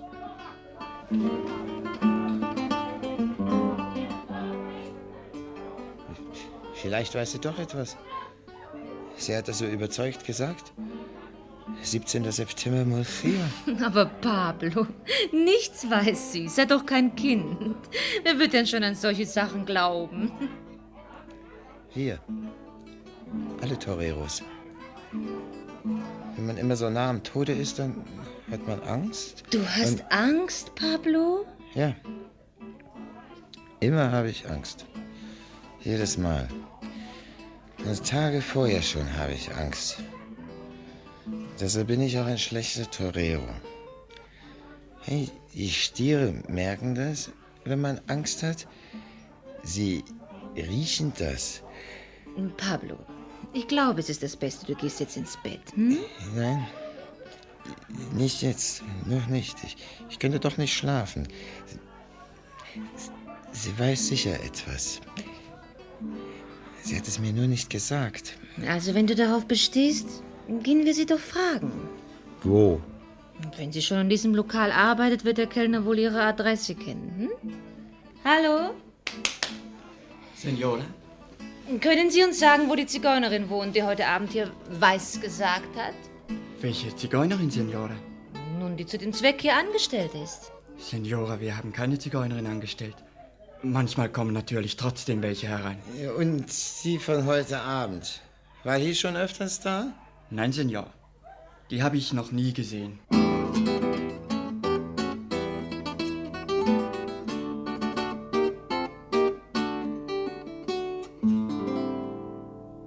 Es war nicht einfach, Pablo zu beruhigen. Schließlich gelang es mir trotzdem. Ich bestellte ein Taxi und brachte ihn in das kleine Hotel, in dem er wohnte. Portier, geben Sie mir bitte meinen Zimmerschlüssel. Hier, Signor Mendoza. Gute Nacht. Gute Nacht. Gute Nacht, Pablo. Schlaf gut. Und vergiss das dumme Zeug. Gute Nacht, Gisela. Und vielen Dank, dass Sie bei... Oh, Signor Mendoza. Fast hätte ich vergessen. Es ist ein Anruf für Sie gekommen. Von wem? Warten Sie, ich habe es notiert. Hier. Oh, Was ist? schauen Sie, was hier steht. 17. September, Murcia. Manuela Gabriela Diaz.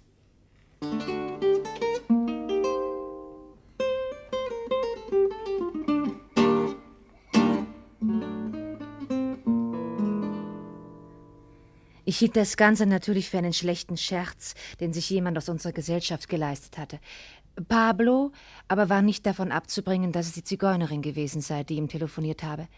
Ich hatte alle Mühe, ihn wieder einigermaßen in eine normale Stimmung zu bringen und musste ihm zum Schluss versprechen, dass ich am Morgen ganz früh bei ihm sein werde. Und das war ich denn auch. Ich fand ihn bleich auf dem Bette liegend. Er hatte sich nicht einmal ausgezogen und sicher die ganze Nacht kein Auge zugemacht.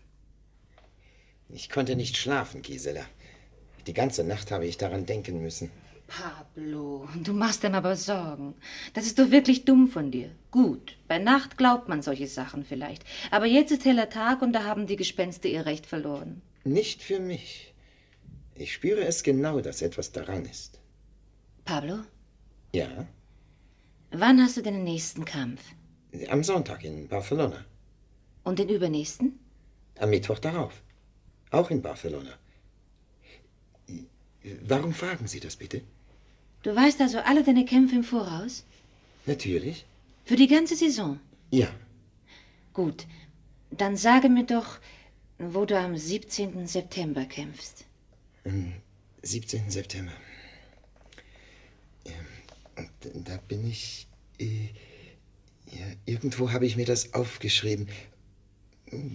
Bitte, würden Sie vielleicht so freundlich sein, mir meine Brieftasche herüberzugeben? Wo? Dort auf dem Tisch. Ah, danke. Ja, am 17. September bin ich... ja, Gisela!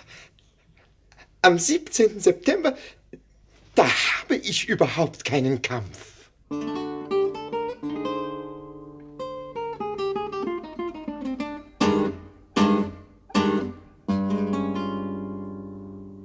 Er war mit einem Schlag wie umgewandelt, als er gesehen hatte, dass er an diesem Tag überhaupt nicht in der Arena stand. Fröhlich wie ein Kind ging er mit mir zum Frühstück. Noch etwas Brot? Nein, danke. Signor Mendoza, die Post. Für mich? Ja, 2 Briefe. Darf ich sie lesen, Gisela? Aber natürlich, Pablo. Camarero, bringen Sie bitte Zigaretten. Gerne sofort, Signora. Gisela, Was gibt's? schon wieder. Was? Die Prophezeiung. Hier, in diesem Brief. Steht nichts drin als 17. September Murcia und darunter Manuela Gabriela Diaz. Es beginnt allmählich langweilig zu werden. Ich weiß nicht. Von wem ist denn der andere Brief? Steht da eventuell auch etwas vom 17.? Nein, die Schrift kenne ich, die ist von meinem Manager. Hoffentlich schreibt der dir wenigstens etwas Angenehmes. Ich will sehen. Lieber Pablo, stell dir vor, vorgestern ist Pepito in Granada verletzt worden und es wird mindestens 3 Monate dauern, bis er wieder auf den Beinen ist. Nun bin ich in großer Verlegenheit, denn ich habe niemanden, der am 17. September in Murcia...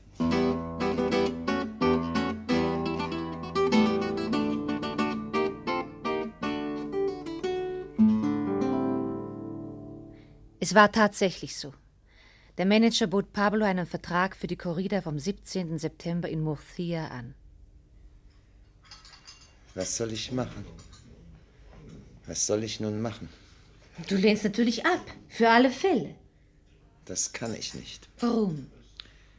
Sie können das nicht verstehen, aber das geht nicht. Dann erkläre mir doch, warum.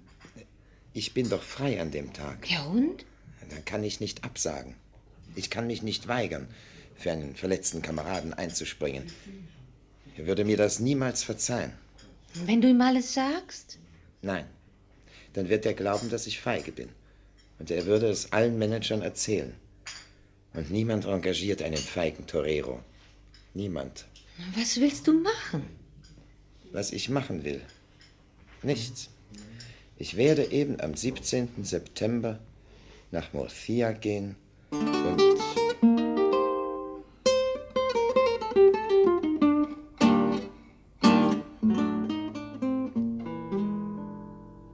Und er ging. Ich mag Stierkämpfe nicht, aber ich ging mit. Es war ein sehr heißer Tag, aber mir war kalt. Bevor die Reihe an Pablo war, ging ich rasch zu ihm in den Raum, in dem er sich ankleidete. Er saß allein auf einem Stuhl und sah todkrank aus. Nun wäre es also soweit. Ach, Pablo, mach dir keine Gedanken. Es wird schon alles gut gehen. Ich halte dir beide Daumen. Wenn das etwas nützt. Bestimmt. Ich muss jetzt gehen. Viel Glück. Und bis nachher. Adios. Gisela, Ja, weißt du, was ich vorher auf dem Tisch dort gefunden habe? was? Einen Zettel. Weißt du, was darauf stand? Nun? Heute. Manuela Gabriela Diaz.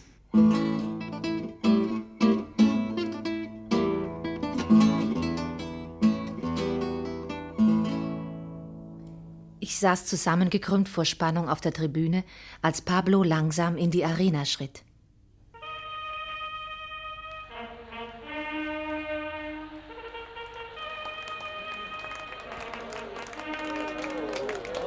Die Leute begrüßten ihn nicht allzu frenetisch. Er ging rund um die Arena, verneigte sich vor meiner Loge und warf mir seinen Hut herauf. Leider verfehlte ich ihn. Eine sehr elegante junge Dame mit blau schimmerndem schwarzem Haar, die in der Loge neben mir saß, fing ihn geschickt auf und legte ihn vor sich auf die Logenbrüstung. Jetzt öffnete sich das Tor und der Stier stürmte herein. Pablo sah ihn und erschrak. Es war ein sehr großer, fast schwarzer Stier. Pablo stand wie hypnotisiert. Da hörte ich die junge Dame neben mir zu ihrem Begleiter sagen: Er hat Angst. Ach was, er schaut ihn sich nur an. Wenn ich dir sage, er hat Angst. Und der Kampf begann. Zuerst kamen die Picadores und reizten den Stier mit ihren Lanzen. Ich schaute nicht zu. Ich konnte kein Auge von Pablo wenden, der an der Bande stand und so aussah, als müsse er jeden Augenblick umsinken. Schließlich trat er vor, die Kapa noch über dem Arm. Er breitete sie aus, zeigte sie dem Stier. und ging auf ihn zu, langsam, etwas schwankend. Und dann raste das Tier los. Und auf Pablo zu und an ihm vorbei. Es kehrte und begann von Neuem. Bald zeigte es sich, dass Pablo kein Risiko eingehen wollte. Und das schätzte das Publikum nicht. Pablo blieb dem Stier so fern als möglich. Die Protestrufe mehrten sich. Ich hab dir ja gesagt, er hat Angst. Bald war der Platz ein großes Pfeifkonzert. Pablo stand in der Arena und schaute blass und traurig zu den Rängen empor. In diesem Augenblick geschah es. Er hatte einen Augenblick den Stier vergessen und er raste nun von hinten auf ihn zu. Im letzten Augenblick sprang Pablo zur Seite, aber nicht weit genug. Eines der Hörner erwischte ihn und schleuderte Pablo wie einen Ball durch die Luft. Ich schloss die Augen.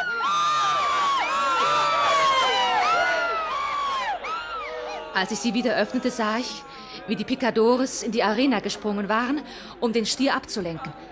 Aber ich sah auch, wie Pablo mühsam aufstand und die Leute vom Platze schickte. Er raffte die Kapa auf, schwenkte sie und ging auf den Stier zu und begann mit ihm einen Kampf, dem das Publikum immer begeisterter folgte. Wurde immer kühner, ging ganz dicht an den Stier heran und ließ ihn mit ganz kleinen Wendungen ganz dicht an sich vorbei. Pablo zeigte den schönsten Kampf seines Lebens und wurde am Schluss begeistert gefeiert.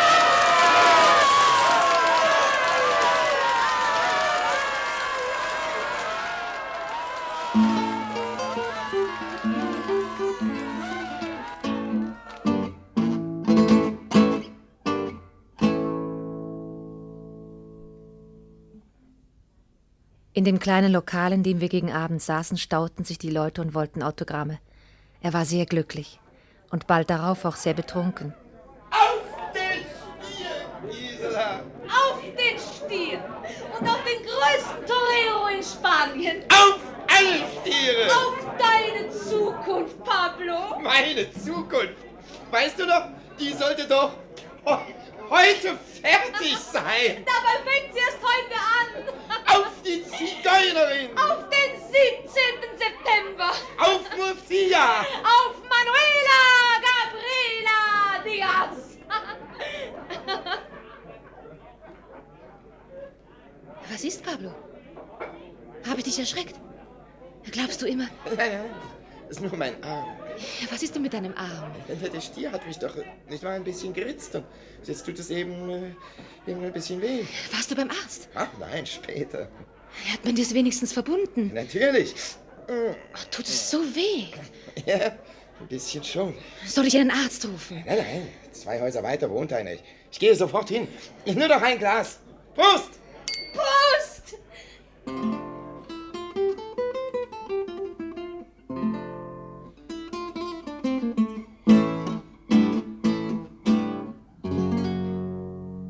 Ja, und dann stand er auf, ging durch den Raum, winkte unter der Tür und rief Adios! Schlug den Bambusvorhang zurück, trat auf die Straße und...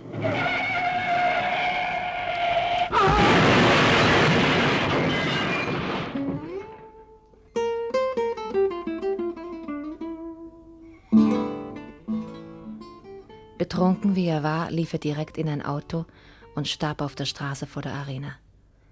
Am Steuer des Wagens saß eine elegante junge Dame mit blau schimmerndem schwarzem Haar. Sie hieß Manuela Gabriela Diaz.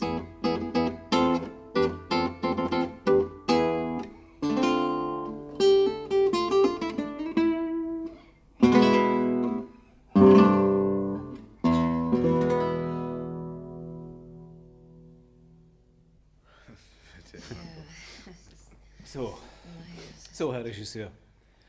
Was sagen Sie jetzt? Na, brauchst du doch gar nicht erst zu fragen. Schau dir doch sein Gesicht an, der grinst immer noch. Grinsen ist untertrieben. Ich brülle vor Lachen. Aus reiner Höflichkeit einer Dame gegenüber tue ich es bloß innerlich. Ist das wirklich alles, was Sie zu sagen haben? Nein. Wenn es Sie interessiert, können Sie noch weiteres erfahren. Und zwar a. dass ich jetzt endgültig genug habe von dem Blödsinn, b. dass ich auch nicht an ein einziges von Ihren Gespenstern glaube und c. dass wir jetzt auf der Stelle unseren Gespensterfilm weiterdrehen. Scheinwerfer ein. So, lasst uns denn mimen, das Auge starr aufs Honorar gerichtet. Ton in Ordnung? Ton in Ordnung. Danke. Kamera? In Ordnung. Danke. Also, ich erkläre kurz noch einmal die Situation.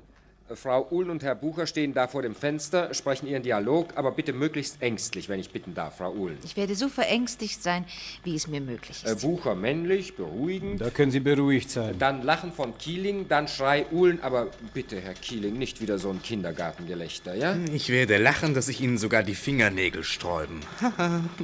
Mitten im Gelächter Licht aus. Beleuchter, haben Sie gehört? Jo! Dann Licht wieder an, haben Sie gehört? Von mir aus. Dann Kamera langsam auf Bucher zu, der zuerst verblüfft, dann verzweifelt auf die Stelle sieht, wo Frau Uhlen gestanden hat, die von dem Gespenst geholt worden ist, und dann rasch abblenden. Ist das klar? Klar, wenn auch sinnlos. Kapiert. In Ordnung. Gut. Achtung! Kamera ein! Klappe! Szene 107 zum 10. Male.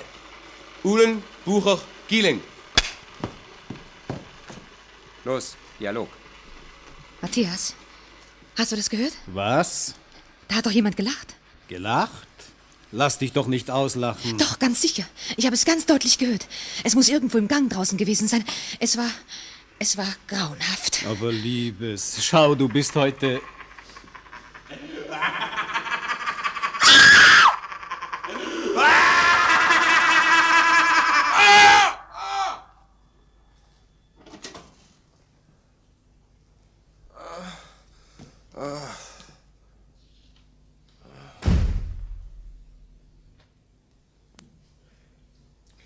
Was ist denn los?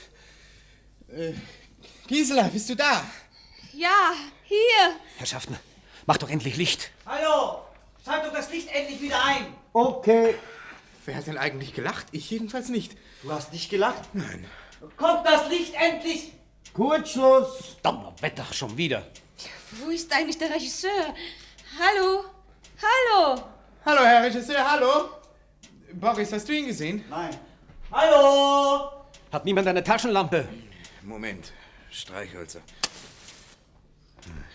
Gisela, Raimund, Boris, ich. Der Regisseur fehlt. Habt ihr nicht auch eine Tür zufallen hören? Doch. Schaut doch rasch draußen nach.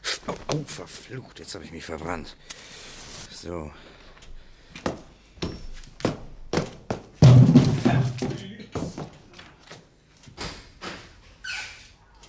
Was ist los, Wolfgang? Da sitzt die Weiße.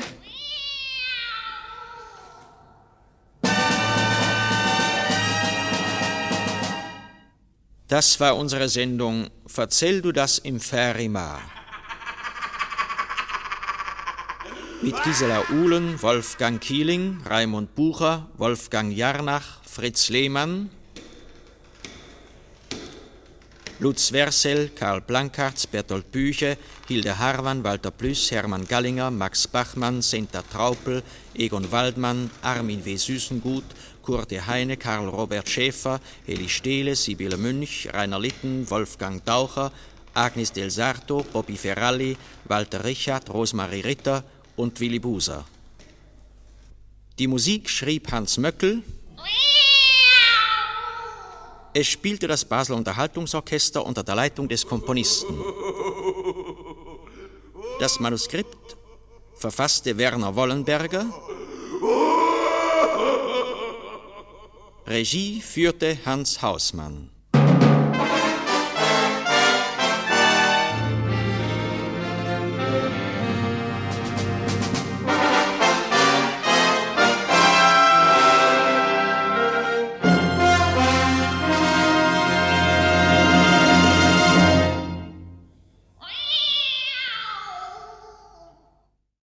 Susanne. Wolfram.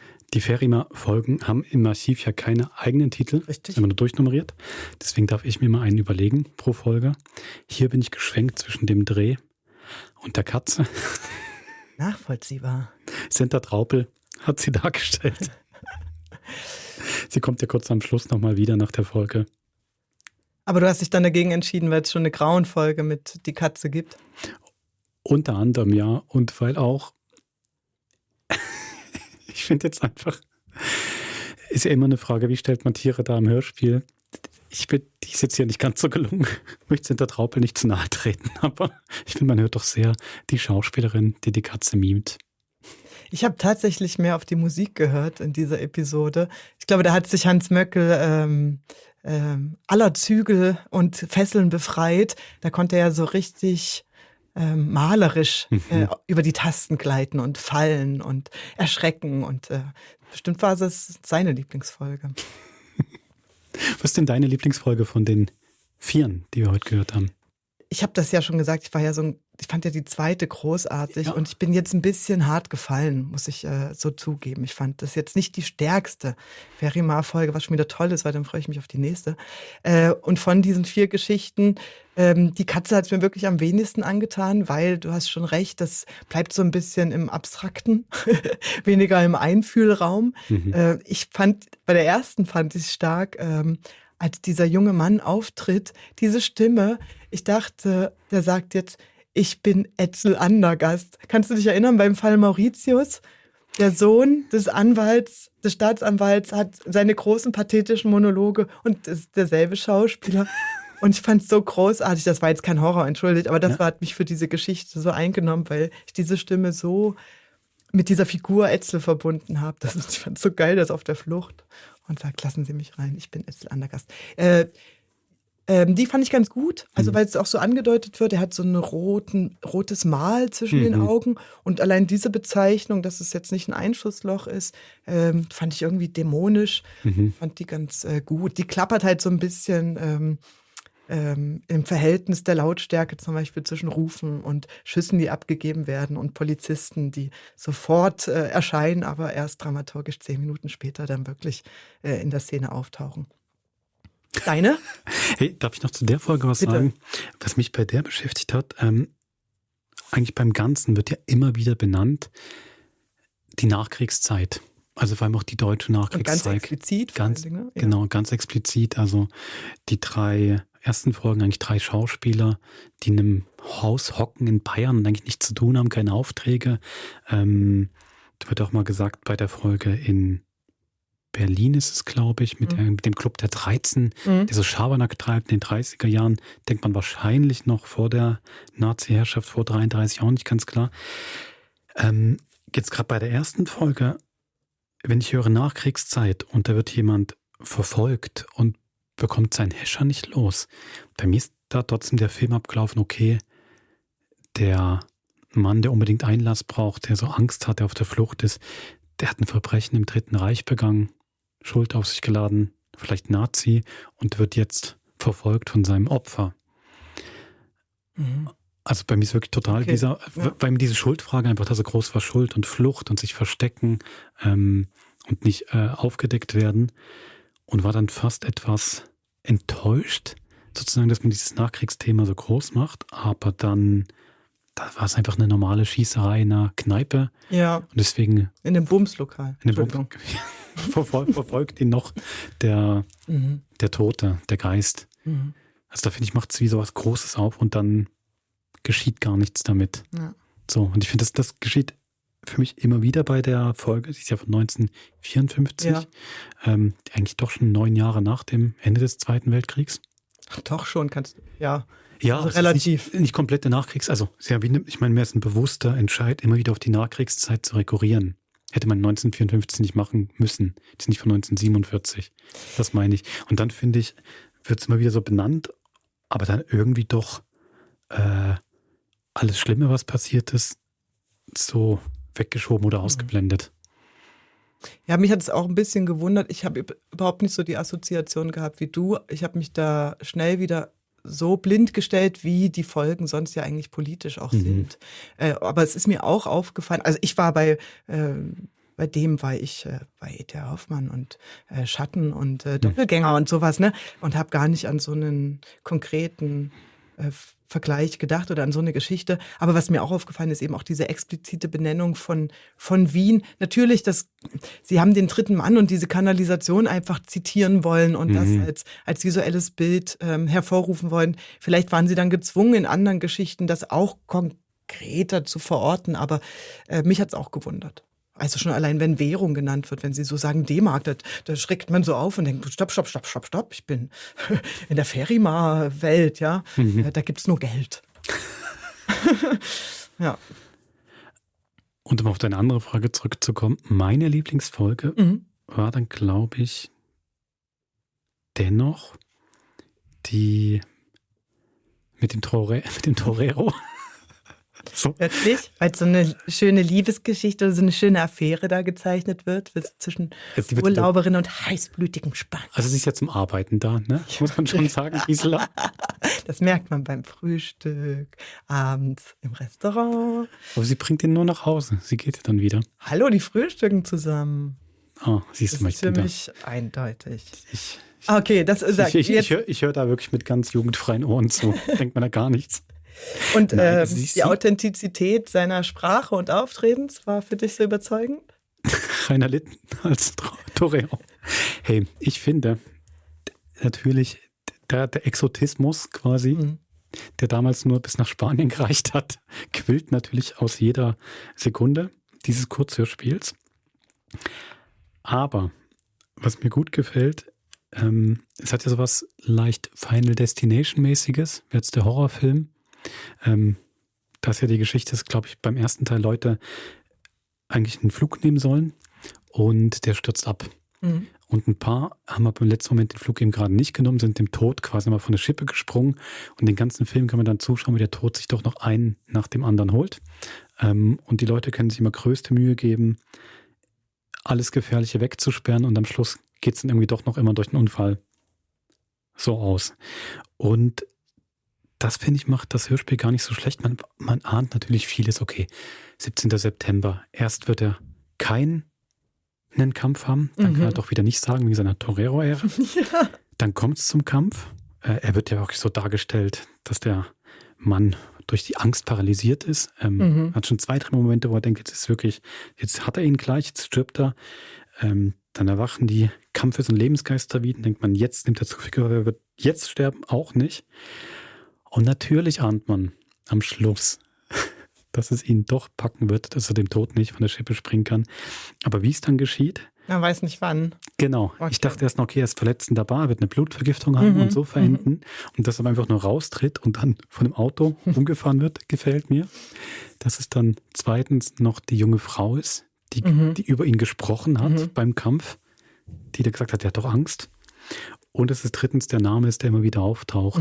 Finde ich dann doch in diesem so, du entkommst deinem Schicksal nicht, finde ich es dann wirklich noch ganz hübsch gebaut. Und du hast recht, Gisela sagt, sie ist ja zum Arbeiten dort und sagte, sie hat einen Film gedreht, wie sich ein 5-jähriger Spanien vorstellt mit allen Klischees. Das ist quasi auch schon Pre-Shadowing für diese Episode. Also sie haben sich selber ein bisschen auf die Schippe genommen wahrscheinlich. Das stimmt. Hoffentlich. Auch. Was mir übrigens auch gefallen hat, gerade da, es wird eher viel in Kneipen gesessen in diesen Folgen, dass sie so sagen, ja, das ist der Local, quasi der Torero, der kann es überall hinführen, weil er alles so gut kennt und am Schluss hocken sie dann immer nur in billigen Kneipen mit schlechtem Wein. Das hat mir auch noch gefallen. Also wahrscheinlich ist es dann keine Touristenknülle, sondern eine einheimische Knülle mit schlechtem Fusel. Hey, jetzt haben wir ganz schön über die Geschichten unsere Meinung ausgeschützt. Wie gefällt dir denn der Dreh, das Set, das Grundsetting? Mir gefällt es eigentlich ganz gut. Ich muss sagen, ich glaube, ich habe doch etwas mit dem Regisseur mitgelitten. Wirklich? Ja, also ich meine, er ist natürlich schon arrogant, aber ich finde, wenn die 3 dann einmal angefangen haben zu sagen, alles blöd und langweilig, dann finde ich, machen sie wirklich bei jeder Gelegenheit noch einen Spruch und drücken ihm eins rein. Ja, aber hallo, er ist ja nicht nur Regisseur, sondern auch Autor. Er weiß genau, was er dort veranstaltet und offensichtlich haben sie ja schon 17 Aufnahmen vorher gemacht. Das ist ja, finde ich, ganz schön am Anfang, finde ich eines der besten Szenen in dem Ding, wo er seine verschiedenen Lacher vorspielt. So viele Versionen sind sie schon durchgegangen. Ich finde es auch toll, dass der Regisseur keinen Namen bekommt. Es einfach nur, hatte sich wahrscheinlich auch nie anders vorgestellt als mit ich bin der Regisseur. Und sie machen ja trotzdem alles mit. Dann doch. Natürlich sagen sie sehr deutlich nur wegen des Geldes. Aber du hattest das ja in der Anmodi, ne? Was passiert denn, wenn Leute, Schauspielende sich dem Text verweigern? Ist ja nicht so, dass sie jetzt hier hinwerfen. Sie motzen zwar, aber er lässt das ja an sich abprallen wie eine Ente das Wasser. Aber es wird dann schon viel gequatscht, statt gearbeitet, statt gedreht. Ja, und Scheinwerfer an ausgestellt ist auch super im Hörspiel. Nein, ich finde den Rahmen ganz nett. Ich finde sogar mutig, so offen zu benennen, die Gruselgeschichte finden wir jetzt langweilig. Weil ich finde, man geht auf so eine Metaebene, wo alles bewertet wird. Und dann die einzelnen Geschichten, die ich dann von den Leuten bekomme, also genau gleich gut sind die dann auch nicht alle. Jetzt zum Beispiel die in Berlin, die hat mich jetzt nicht ganz so überzeugt. Das ist auch lustig, weil genau das ist... Na gut, das ist nicht die Fake-Geschichte vom Regisseur selber, ne? Die erfundene. Ja, stimmt. Der kann sich gar keine anderen Gespenster vorstellen, als jemand weiß geschminkt mit dem Laken. Kopf. Ja, mit dem Laken oder weiß mit dem nicht Kopf. mehr geschminkt, ja. Genau, mit dem Kopf unterm Arm. Genau.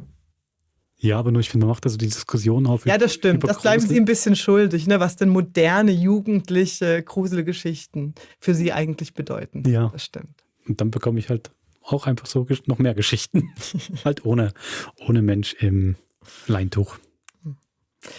Aber der Rahmen ist auch hier wieder schön geschlossen, dass aus der Geschichte ein Versatzstück hier am Ende auftaucht. 2. Die Katze und das zweite? Eigentlich auch das lachende Gespenst. Ah ja, natürlich. Eben gerade aus Berlin. Und auf einmal klappt es auch mit dem echten. Auf einmal kann auch die Schauspielerin wirklich gut Angst spielen, wenn sie nicht mehr spielen muss. Zack doch nicht schon wieder auf der Frau rum. Die hat es schwer genug gehabt. Die hat es wirklich schwer genug in der Folge. Ja. Nein, und auf einmal haben wir das gute Lachen, haben wir die Katze, da wird schon zugemacht. Du hast recht. Bin gespannt, ob sich das durchzieht, den Sack zuzuschnüren. Wunderbar. Wir hören uns schon morgen wieder.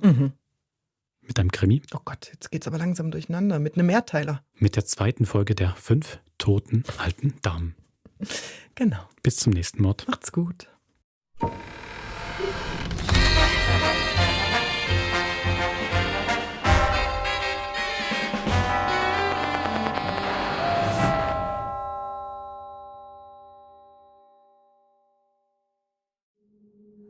Das war ein Podcast von SRF. Produziert im Auftrag der SRG.